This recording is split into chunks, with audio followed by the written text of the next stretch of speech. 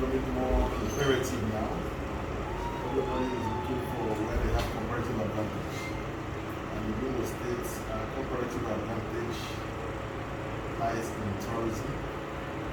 And the state is well endowed and naturally, geographically well placed to tap and harness tourism potentials. And I guess we say whenever we have any major stakeholder and the major regulator, the industry, like himself, coming to keep us, we feel excited. We are very happy. Today is a milestone for us because in our desire to promote tourism, to mainstream tourism in the States, our first plan, strategy is to partner with all stakeholders in the industry. And NTDC is not just a stakeholder, but a major player in the tourism industry. Therefore, we are sincerely very happy that we are able to come with your team here so we can interact. The state is endowed with very many tourism assets and products, very many places of interest, very many monuments, and luckily and happily, a well-developed hospitality industry. The state has over 1,000 hotels, and we have some hotels that will amaze you if you step into them. Hotels that are of international standards. When the former president Jonathan took a holiday in Owerri, he had a hotel that he stayed in their presidential suite, and he was reluctant to go. So it was such a luxurious, comfortable place. So I thought people, major political actors coming to the state and being marveled at the sort of places that we have in the hospitality industry.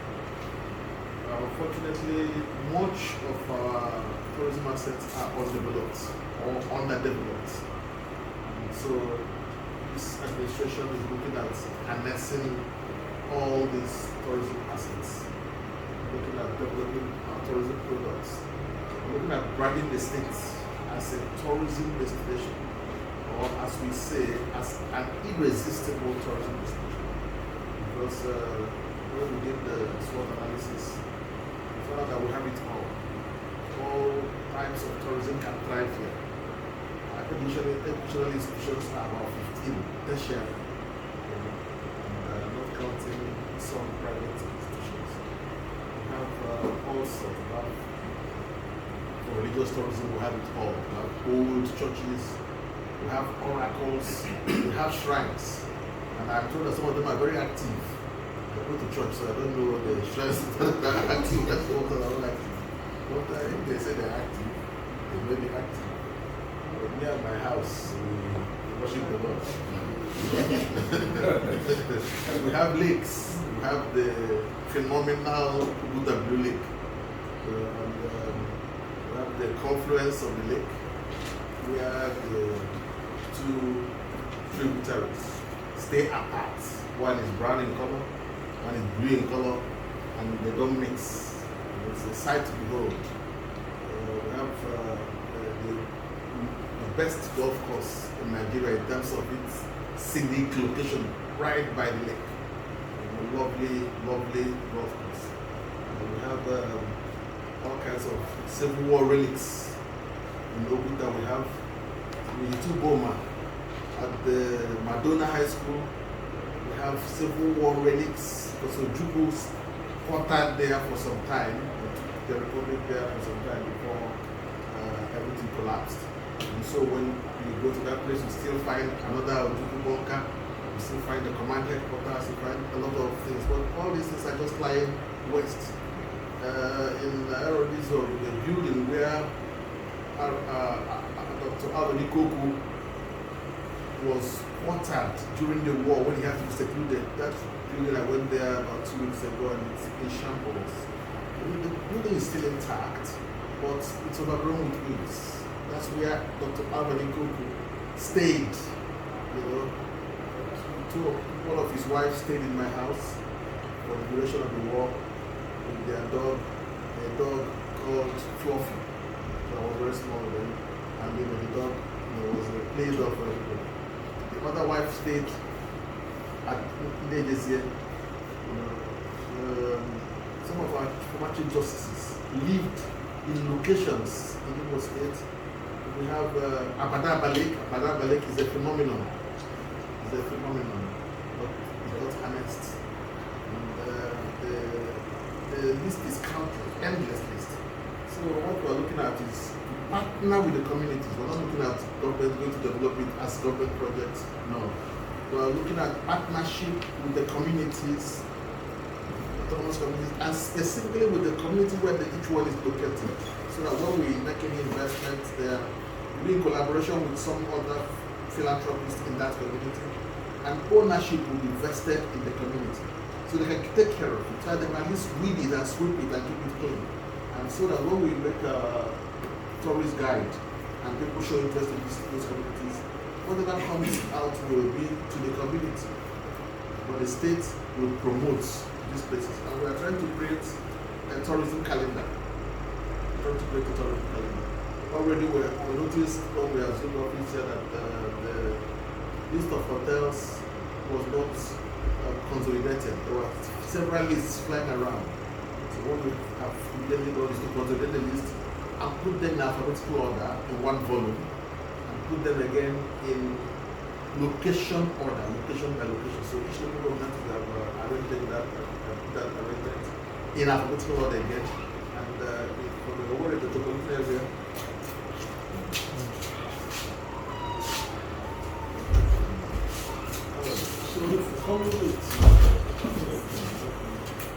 Honorable Kemwa Board is the Special Advisor on Tourism Development. The Director of NTDC and the other possibility. Yes. So we have been trying to build our database. Our databases. From Thursday we start our tour of places of interest. We're looking at the existing ones, we're looking at new ones. We're going to open on Thursday by His grace. And we have a team coming from the Warrior community today to bring us about Olo, which is a major festival that is many centuries old in the Warrior. But government has had minimal participation. We want to bring government to be involved in the Olo. And we're visiting places of interest in the Warrior. And there are many places of interest, including the Glass House, where the first colonial administrator in this area resided. That building was built in the way that they used to do in those days, hook, line, and sinker, straight from Liverpool or Frankfurt, and then moved here and screwed on, so everything is imported. And even though it was spotted by fire a few years ago, my inquiry showed that it can be refurbished to original standard. It's not the only building. In Calabar, they have very special stuff. They have all kinds of buildings that were brought in Nigeria the same way. Bring everything and then screw the building on top of a metal foundation. So we're looking to revive that place. We're looking to go around Imo State. The Tiger, the famous lightweight champion, his home is at Nkwere. And that place, there's no attention. There's nothing to signify that this is the home except what the family was able to describe. Olauda Ekpeano, the first Igbo slave to write a book from Isieke in Oru East. His house, his family residence is there. The popular legend of Obugo, he's from Nkwere. His family home is at Nkwere. And it's still there. These are places of interest that would attract a lot of visitors. The people from Jaja's village in Bayelsa, the descendants in the Pogo, for instance, the descendants would be delighted to visit the ancestral home of their forefather, but we haven't put it in the order in which it can be visited. So we're looking at all options, we're looking at all strategies.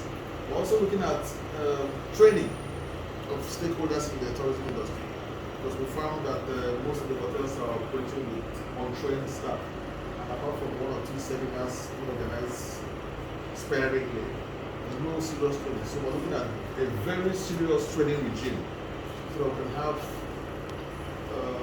people operating according to international standards. If we are expecting international visitors. We're also looking at how to raise visitor traffic by at least 20%. What we intend to do is to look at the statistics of visitors from transport companies and from the airport, so we can at least get an idea from the manifests of how many people come into the state. Also look at the manifests of transport companies, local transport companies, those that have manifests, so we can at least have an estimation of how many people troop into the state on a monthly or periodic basis. So we can be able to determine when we start tourism publicity, massive tourism promotion, massive destination promotion. We want to see the impact. We also have a zoo here, the only surviving zoo in the Southeast. And when I say zoo, I mean a real zoo with a lion. In fact, 2 lions that recently had a Comm. So you have a lion in a zoo. What other animal? An elephant will survive here because it's not an elephant environment. It's very expensive to keep. But all other animals, are here. Giraffe. We are going to pick it up from Bauchi and some other animals that were purchased that haven't been delivered. We're looking close to go and get them to deliver from Bauchi. All other reptiles and animals, birds, including ostrich. In fact, we have an ostrich. I don't know what they call small ostriches.